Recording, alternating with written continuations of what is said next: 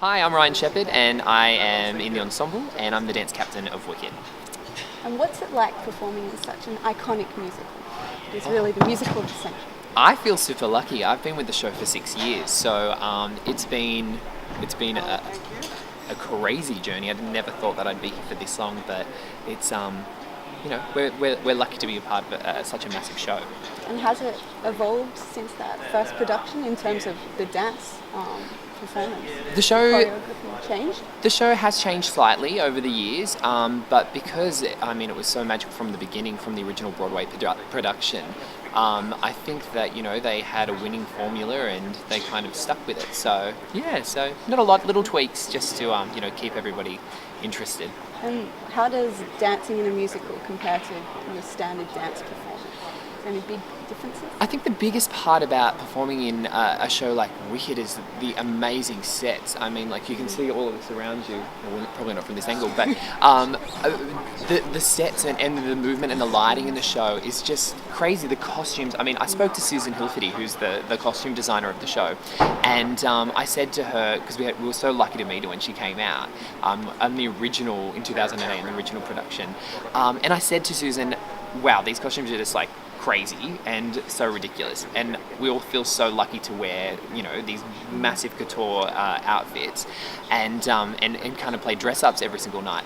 But I said to her, "Did you ever think that there would be 16 productions running worldwide with all of these copies of your costumes?"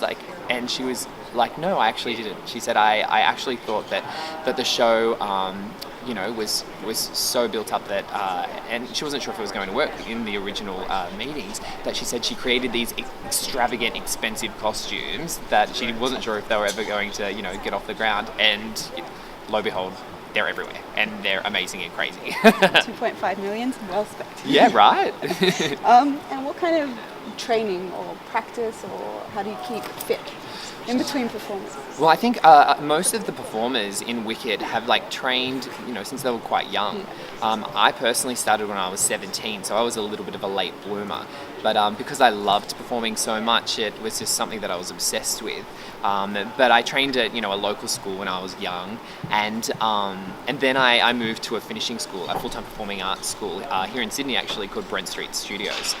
So I trained there and then moved overseas for a little while, and I honestly believe that the best way to train is to be a part of something, of a show.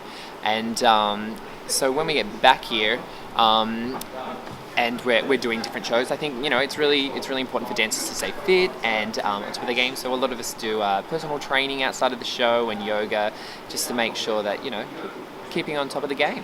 And one last question: how would you convince the audiences to come and see Wicked? I don't think we need to convince the audiences. I think that Wicked has such a massive following, and we have the most beautiful fan base who just keep coming back just because they love the show and everyone can relate to it. It's such a beautiful story, and we have our amazing $35 lottery tickets that will soon be up and running for the fans to keep coming back and being able to see the show and afford to see the show again and again.